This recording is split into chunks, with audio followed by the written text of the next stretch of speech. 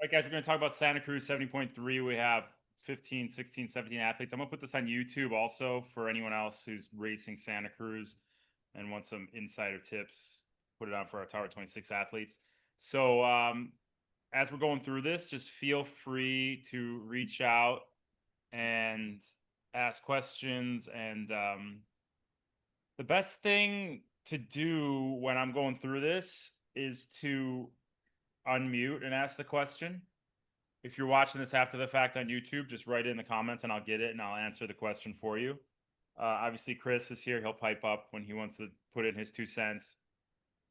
But yeah, just unmute because I can't see the questions in the chat when I'm in the PowerPoint. So you guys just unmute and ask the questions.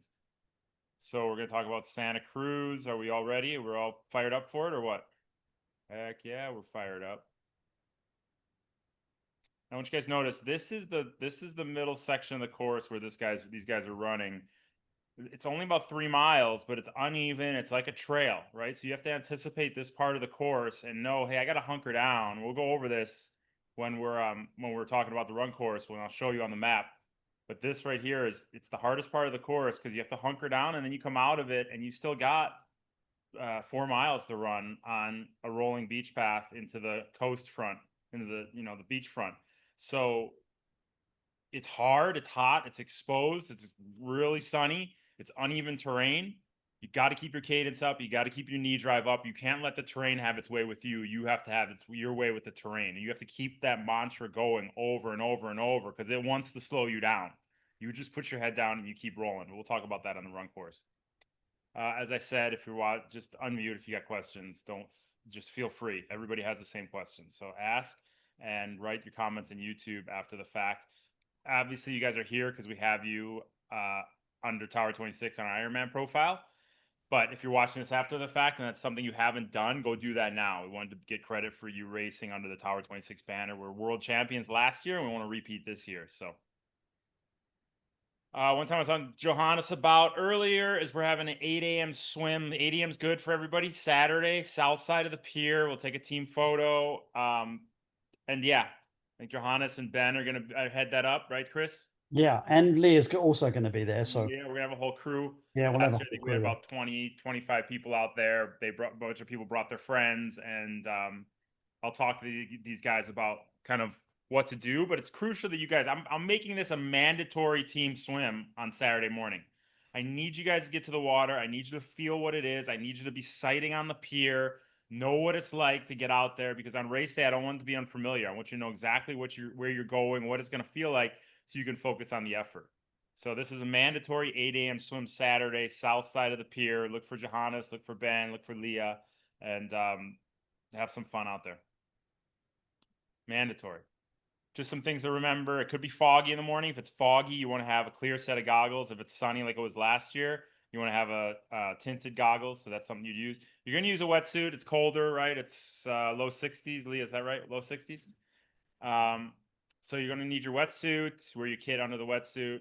Vaseline, you put on any hot spots around your neck, anywhere that you might get any chafing with the wetsuit. Make sure you load up Vaseline. Forget the glide, forget the body, whatever they call it. Use Vaseline. It's the best thing you can use, the most viscous, and it provides the best relief around the neck. Make sure you put it on the cheeks where your wetsuit might rub as you reach out, and use it liberally. Bike, helmet, socks. If you've been practicing in socks, make sure you wear socks on race day. Sunglasses are key because even if it's foggy, when you get out there on Route 1 and you go north and you turn around and come south or whatever direction it is, that sun is right in your eyes, guys. So make sure, even if it's foggy, the sun is going to pop out as you're riding. Bring sunglasses with you or a tinted visor and be prepared for that. Make sure you have your water bottles. We're going to talk about nutrition shortly. Make sure you have a flat change kit and you know how to change a flat tire. There is relief out there in case you do get a flat, so don't stress too much if you don't really know how to change a flat, but something to have with you that you can get started until somebody comes and helps you. And then a pump you can keep in your car and just pump up your tires, but they'll have plenty of pumps in transition too. What's up, Jacqueline? Just going back to the sunglasses thing and the foggy thing. Last year, I just happened to have like one of those things to wipe my lenses because it was so foggy that my lenses had water drops on it and I couldn't see at all. Yeah, that's a good point. I remember that too. Now you say it is because because it went foggy to sunny, and then the condensation built up on the sunglasses or the visor. So use your gloves. You might have to use your jersey. Use something to wipe those little drops off, because you can ride through it, but it just seems to be, it gets kind of annoying. So just be prepared for that. Good point. And then on the run, it's very exposed. So I want you guys to have either a hat or a visor. Make sure you have your sunglasses. You have your, obviously, your shoes. If you wear socks when you run in training, you're going to wear socks when you run in on race day. And then nutrition, and you're going to make sure you have salt with you too. Salt pills, something where you can supplement that salt as you run.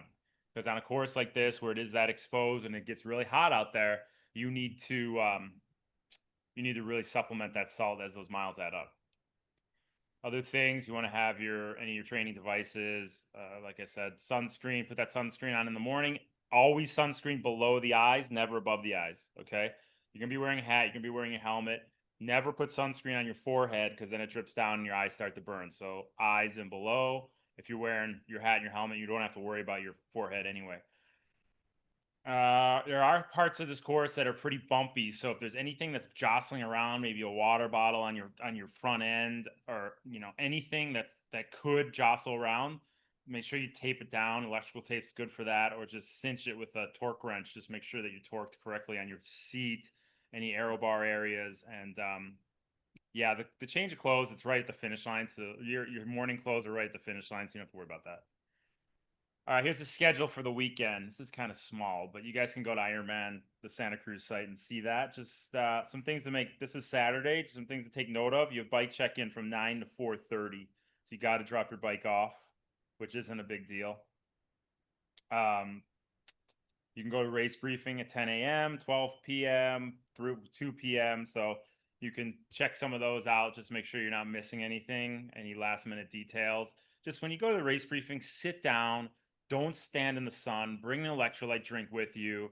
You see all these people go to race briefing and they're standing on their legs for an hour in the sun, just getting beat down. So if you go to the race briefing, find a shady place, sit down, lay down. You can hear the guy from, a half mile away, and make sure you bring something to drink and something to eat as you're sitting there and listen to him bloviate. On Sunday, just take note of the times. You're going to be there plenty early in transition. You don't have to be at transition at 5 a.m. All you do is stand around. They do have sunscreen in transition, so you can put it on there. You can apply it if you want to do that. Make sure there's usually pumps around the outside of the fence. So you're in this enclosed field. There's fences enclosing it. On the outside, there's pumps tied to the fence where you could bring your bike and pump up the tires. So don't go running around. I got to find a pump.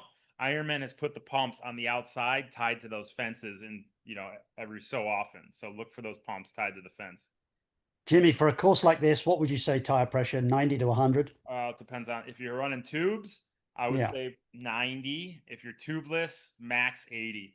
If you're someone like Leah or Jacqueline, maybe 70. You got to make sure that you have the right tire pressure, because it's going to going to be faster. You're going to have a more enjoyable ride. There's also a tire pressure guide. It's Silica. You can look up Silica tire pressure guide, Google it, and then you put in the type of tires you have, what you're running, tubeless, tubes, and it'll tell you what you should have on that specific setup. So I can look for that link after we get out of this, unless Josh wants to put it up. All right, Josh was not paying attention. I woke him up there. He was paying attention.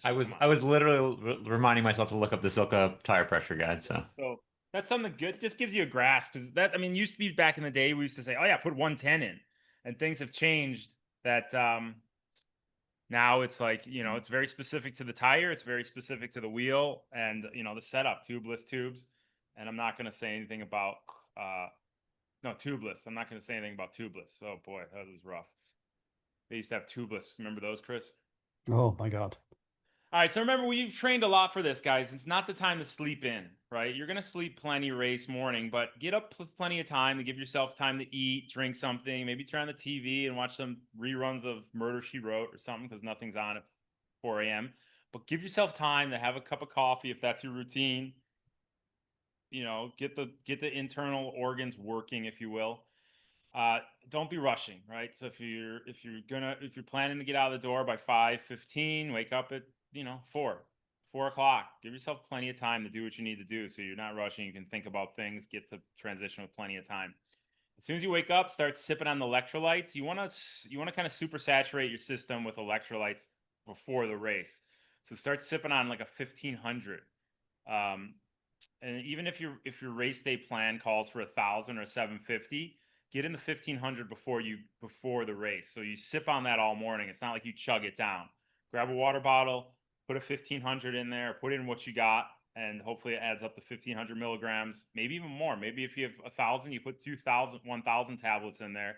You sip on 2,000 before the race. I want you to preemptively get that sodium in. Sip on that all morning. You don't have to go through more than one water bottle, but yeah, with breakfast, eat plenty, but keep it simple. You know, nothing crazy. Don't go eat eggs with Cholula sauce or Tabasco or anything. Eat some oatmeal, maybe some peanut butter, a scoop of jam, whatever you're used to eating before a big workout. Get to the race, rack your bike, look for the porta potties. If you can hit the porta potties earlier than later, that's going to be when it's less.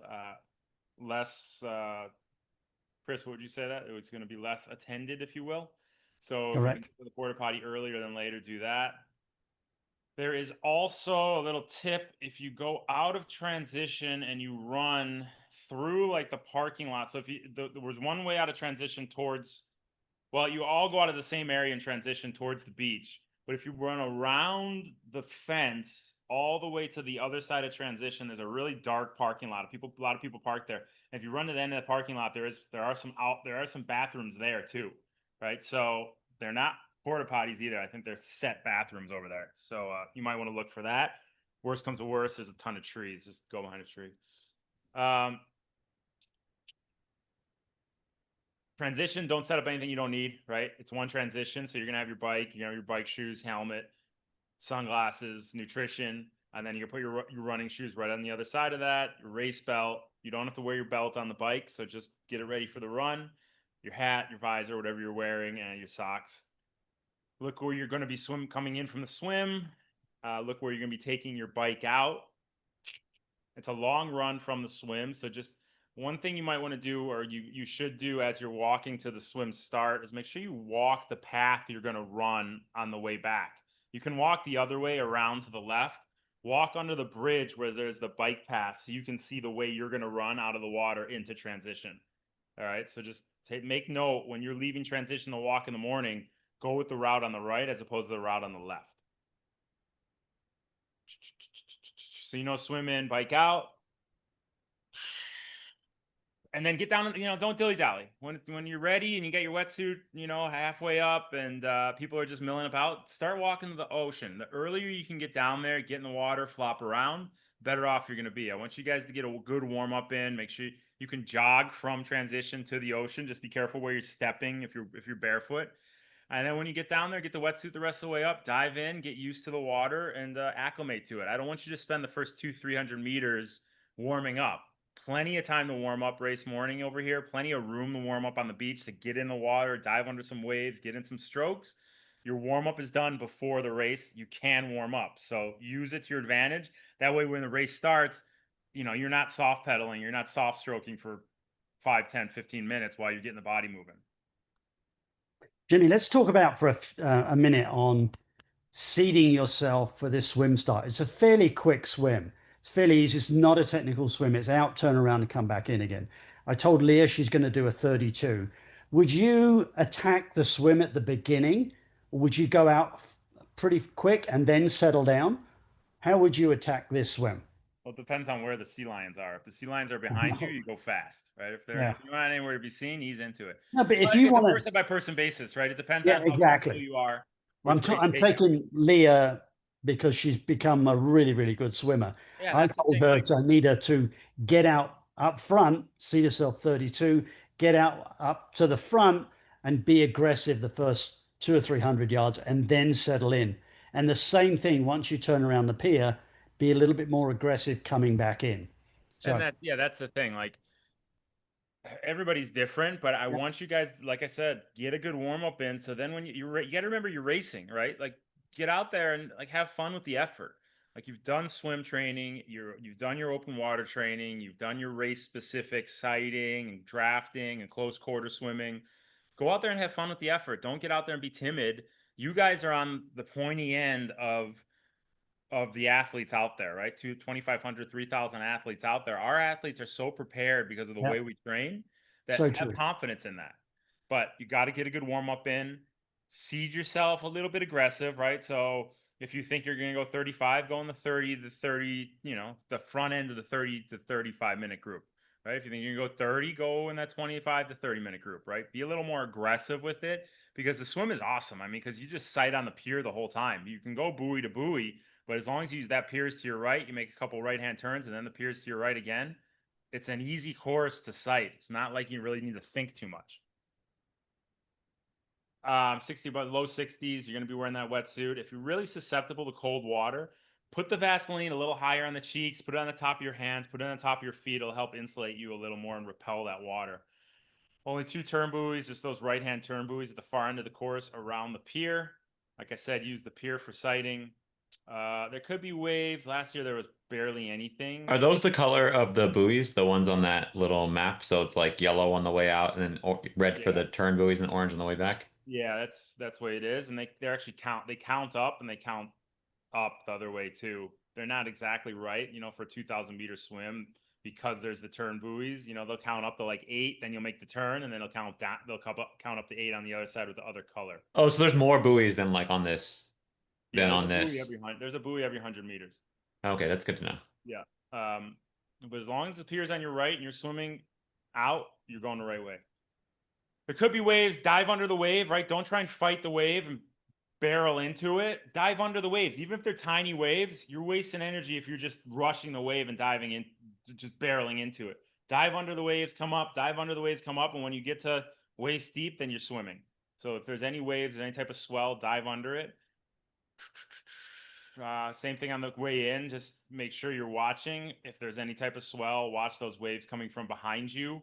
Like I said, the waves have not been really anything of significance from what I've heard or when I've experienced. So not much to worry about, but always nice to keep an eye on. I don't want you guys to get tumbled on the way in. So when you're coming in, just as you turn to breathe, make sure you're looking under your armpit to make sure a wave's not sneaking up from behind and going to tumble you from behind. So just think about that in that break zone where the waves are breaking a little bit. There's typically not a lot of waves there, or Nah, there's not. I mean, I've never really experienced huge waves. Not that, not it's pretty protected that side of the pier. The other side of the Yeah. pier is there's no. You don't want to be surprised by a rogue wave and be Mark Wahlberg from what was that movie? What was that movie where he went away and sea at the end? The Come on. Perfect Storm. Perfect Storm. Exactly. There you go, Alex. See, I knew you were here for something. Yeah, you don't want to be Mark Wahlberg get pulled away by waves. Just something to keep an eye on as you get into that break zone. It's not something you have to worry about all the way back, just in that little, 25-yard section where the waves could be breaking. And then remember, it's a long run, the transition, right? Races aren't won or lost necessarily in transition. PRs might be lost in transition. This is a long run. Like you can make up a lot of time, but don't think you need I need to sprint from now. Like ease into it. Once the heart rate starts to settle, going from horizontal to vertical, then you can start moving. And once you start moving, then keep your feet moving. Run the transition and make every second count. But don't be so aggro coming out and think, I gotta go.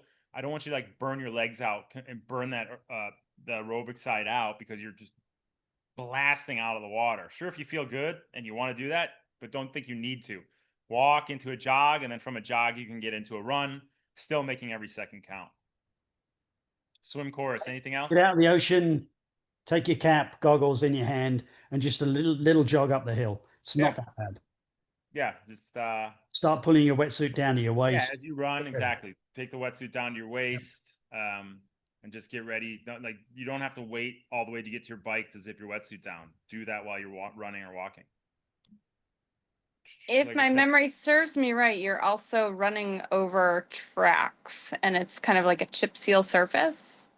Yeah, just watch where you're stepping. They put carpet over the tracks, so it's always a tripping hazard, but hopefully they make that as flat as possible. But yeah, it's definitely with bare feet. But I wouldn't say bring shoes. It's not a race where you need to have someone wait for shoes with you to run from the beach to the transition. That's not necessary. You're fine in bare feet. They do a good job of sweeping it off. It's like you're running on asphalt. So you don't need shoes. We talked about the swim, how to approach the start and the finish, sight off the pier, stay tight to the buoys. If you find yourself getting pulled out to the left, then you have to swim all the way back to go around those red turn buoys, right? So try and stay as tight to the buoys as you can. It'll be crowded at the start, but it'll thin out as you guys start getting 200, 300, 400 meters into it. Keep the cadence up. You could get some swell, a little churning of the water out there as you get into the open ocean. So keep your cadence up. Keep your sighting up every 6 to 8 strokes. And just remember, when you're coming out of the ocean like that, you might be a little wobbly at the end. Keep moving forward. As I said, take your time to get the body moving, and you'll settle down. Once you get in the transition, get your stuff on and get out, right? You're just wasting time if you're sitting there tying your shoes and, having a bar and talking to friends, drinking a coffee. Get in, take the rest of your wetsuit off, sit down, put on your socks, put on your shoes, put on your helmet, grab your bike and get out of there, right? It's a long way to the exit, the bike exit. You check that out when you got there in the morning or when you dropped your bike off on Saturday, so you know where you're going. But it's a long way, right? You've run all the way from the beach to transition. Now you got to run a long way with your bike to the bike out. So get moving, right? You don't want to look at it afterwards and say, man, if I would have been 30 seconds faster in transition, I would have PR'd by 30 seconds. Wear your socks. Don't say, I'm in too much of a rush to put on my socks, I'm just going to forget it. A blister could end your day. Put on the helmet, sunglasses. Yeah, we got all that. Free time. Like I said, make every second count. Any transition questions? Anything? Unmute. All right, bike course is fun. It's great. What I want you guys to do, though, either Friday or Saturday, I want you to ride from transition at least to where you go out and make the left-hand turn on the Route 1, right? Because there's a lot of twists, there's a lot of turns in there. Some places the road is a little uneven. So ride that from transition. It's a beautiful ride. You're along the coast. You got the ocean on the left. Sometime, and it's not very far, right? So it will take you maybe 20 minutes if that's all you were doing, the ride out to the Route 1 and back. You can go out on Route 1 and ride some of the course just to get a feel for the ups and downs, but you got to get out there and ride from transition to Route 1 so you know those turns and what the road is like from in that little section. Now, the elevation gain's decent for this, but it's nothing's too crazy, right? It's just up and down and up and down. So what we practice all the time on those bike rides, Tuesday and Thursday mornings, is staying on the pedals, right? Pushing over the top and getting into your back up to race pace speed as quick as possible. You can make up a ton of time on this course by keeping pressure on the pedals as you go up and over those rollers. Because if you look at that bike elevation right there, it's just up and down and up and down and up and down, right? So you got to make sure you're taking that serious and actually run better off the bike if you're keeping constant pressure on the pedals as opposed to pushing over the top, coasting, pushing over the top, coasting, pushing over the top, coasting. Constant pressure. You get to the top, shift the gear harder, get out of the saddle, push over right back into your race pace speed. You're going to be staying right. There are some at the first part of the course, there's those rumble strips. What I found, some guys were riding on the right-hand side of the rumble strips. I found riding on the left-hand side of the rumble strips was safer, and I don't think they didn't tell you couldn't do that. So I found that riding on the left-hand side of the rumble strips was actually safer than staying on the right. Jacqueline, did you know something? Remember something different with that? No, you're right about that. I was going to also warn everybody, make sure you watch out for water bottles because people just lose things. It's like carnage everywhere. Yeah, because of those rumble strips, right? It's just like Yeah. Yeah, I almost got taken out. Yeah, so just be careful of water bottles. Yeah, I was riding with some guys last year, and they 4 of them lost their water bottles on those rumble strips. So you probably get a headwind on the way out. So just be cognizant of that. When you look down, you're like, man, my heart rate's high. I'm putting out a lot of effort, and I'm not going fast. It's because you got that headwind going out. Just know you'll get a tailwind back. That's when you want to put it in a little bigger gear, push slightly lower cadence, and use that tailwind to your advantage. So stay in your zones, keep the cadence up, fluid, and relax into the headwind. You make that turn, you start coming back, flip into a little bigger gear, push a little lower cadence, and use that push from behind to your advantage. You guys know about the dismount line. Just make sure you get off before that dismount line. It comes up on you pretty quick because you actually go up and down this little overpass coming to the dismount line. So just be aware when you're coming down, that's the dismount line will be pretty close to that. So How open is the area like leading into and out of transition? Is it like kind of narrow, like a lot of races where it's hard to pass, or is it pretty wide open? I mean, it's a road, so it's not. It's like it's a right hand side of it's a right lane of a road, right? So like there's gonna be people all over the place for a minute, but you'll weave out of them pretty quick. Okay. It's not like a bike path or something. It's a regular street. Well, like I raced like in Ventura, like there was like it was like a one lane like Yeah, no, it's not like that. No, yeah. it's not like Ventura. It's like an actual street. You'll see it. I mean, that's what you walk down to go in the transition. But yeah, there's room. All right. Guys know the drill. Keep the cadence 70 to 80, push over the top, stay on the pedals, push a little harder into the tailwind. You can't push as hard into the headwind. You can't push as hard with the tailwind, right? So don't say, oh, I want to be at the top end of my power with a tailwind. You're just burning matches. So we say into a headwind, push harder at the top end of your power. With a tailwind, push a lower cadence at the lower end of your power or your heart rate. Fuel and hydrate early and often. The run course is super exposed, guys. So your run is made off of the nutrition you take in on the bike. If you skip your nutrition or you're not dialed in exactly what you need, or you underdo it, you're not taking your straight water, it's going to come to bite you in the ass on the run. So let's make sure you're on top of your nutrition. We'll talk about that more in depth in a second, but stay on it and know exactly when your feeding is and stick to it. Stay aero as much as you can, even into the headwind when you're not pushing it, you're not going as fast. I want to push more watts. I want to get up out of this. Stay in that TT position. Stay present, focus in the process. There's mile markers every 5 miles, so just ride one to the next, and just stay dialed into that nutrition plan. If you're taking a gel every 20 minutes and you're supposed to sip your drink every 5 minutes, just look forward to the next feeding, right? If you're taking it one feeding at a time, before you know it, you're 2 hours into the ride. All right, I already told you guys, ride that first section of the course sometime before race day. So I just want to make a note of that. When you come into the T2, same thing. Rack that bike, sit down, take off your shoes, put on your your socks, your shoes, and then grab everything else and get out of there, right? Don't waste time at T2. You can put on your race belt, you can put on your hat, you can put on your sunglasses, you can start taking a gel as you're running out. You don't need to do that standing at your bike. So rack your bike, take off your helmet, sit down, take off your shoes, put on your running shoes, get the rest of your stuff, and go. Right? T2 should be our people on this call right now should have the fastest T2 in the entire race. We're not wasting time in there. We move. Chris, you got anything? No, not yet. No, that's all good. All right, run. So run, you're going to go right up a hill right out of transition. It's that hill that I was talking to Josh about, or that you come down, you go right up that hill coming out of transition. And it's not huge, right? But it's a little bit of stress as you come up. And then you come down and you go up this other hill, right? So you get two pretty steep hills in the first half mile. And then you kind of flatten out and you got if you guys see that up there, we have the ocean on the left-hand side as you're heading out. You see mile 2.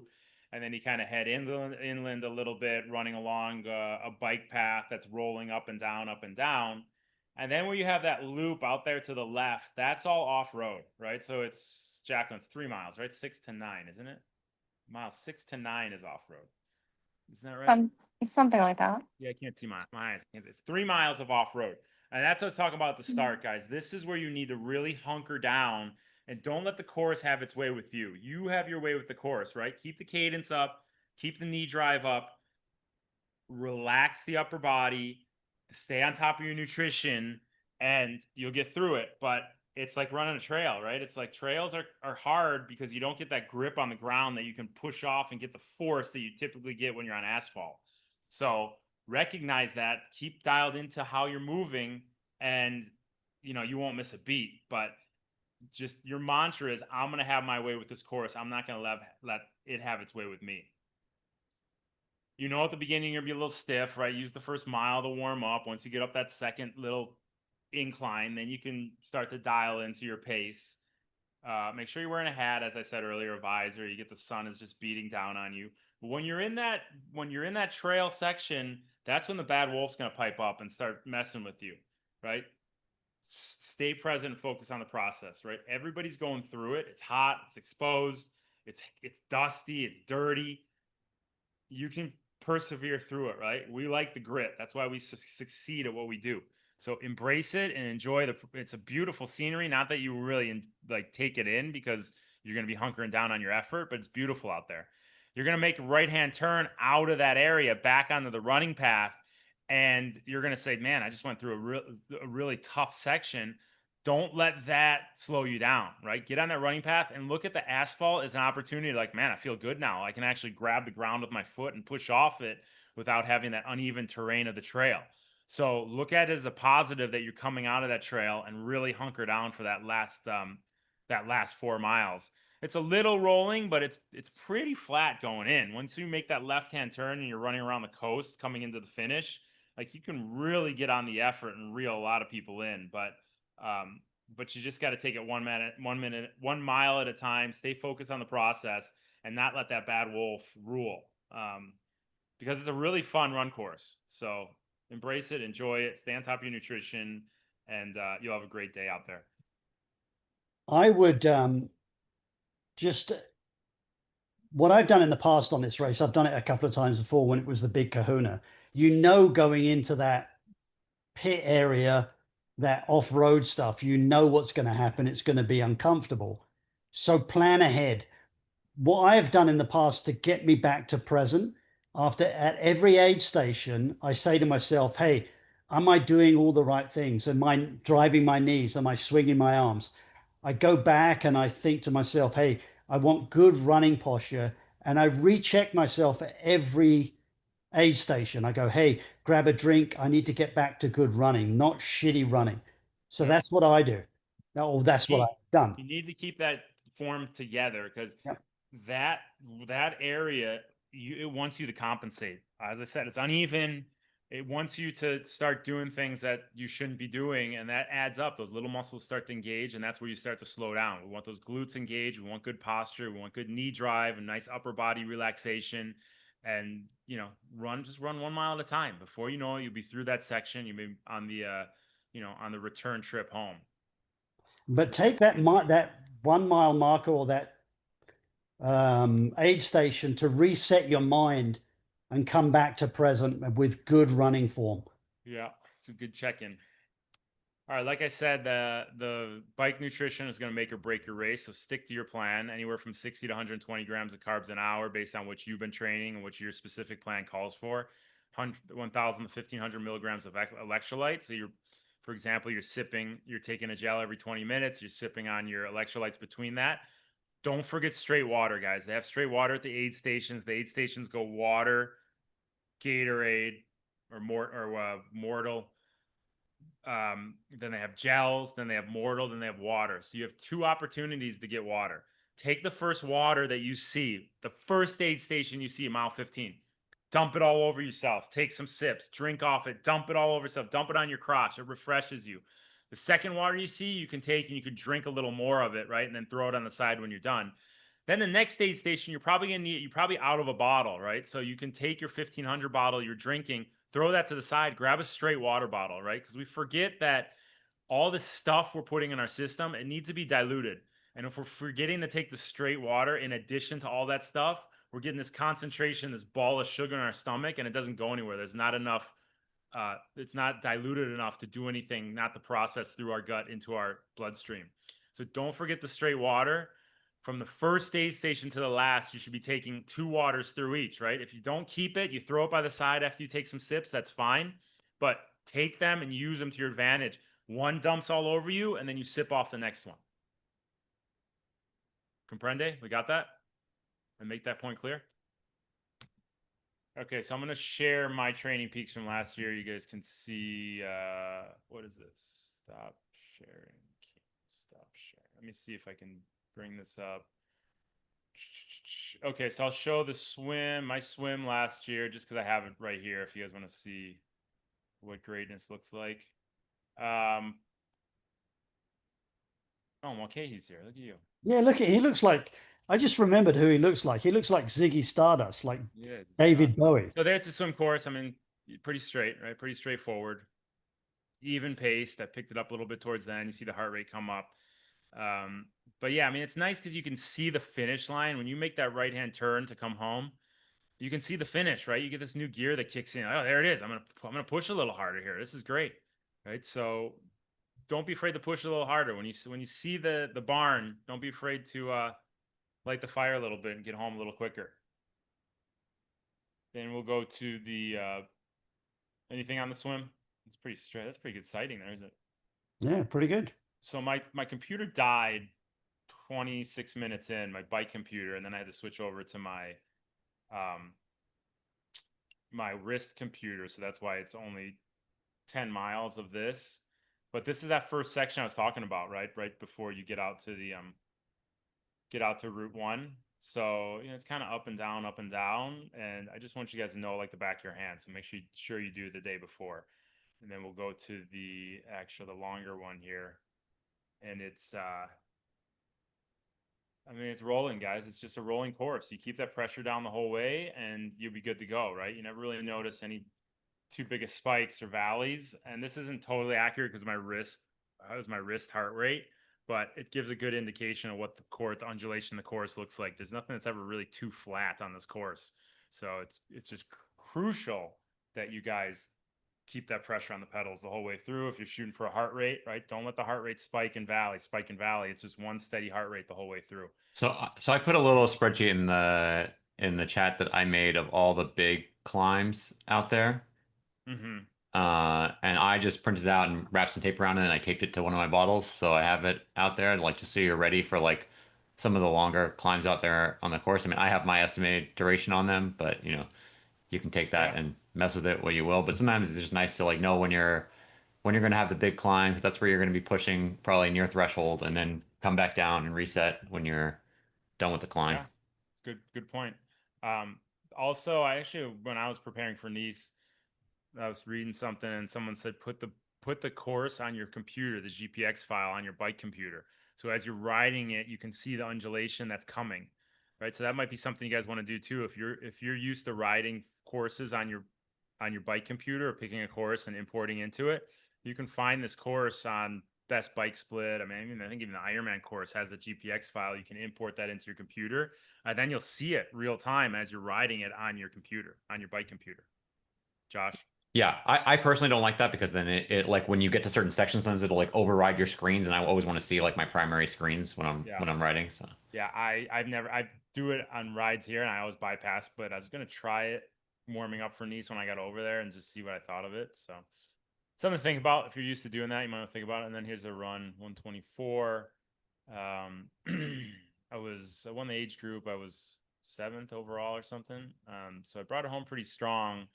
And yeah, just a steady effort, you know, never dropped off, never, you know, had any superhero efforts. It was just dialed into that low 6 pace the whole time. So just kept the turnover up. It hurt, right? It hurt to constant focus, but you know, that's what it takes to succeed on this course. You just got to be dialed in, focus on the effort, stay present. And when that bad wolf starts to talk to you, shut it down by bringing back the technique.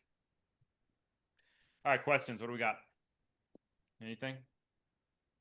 Mulcahy, what do you want to pipe in? Sorry, I didn't know you were here. I couldn't see anybody. Oh, sorry, I was a little late to the game. Um, No, on the run, what I wanted to say was when you come back around and you're running back along that coast, that's when you want to just let it.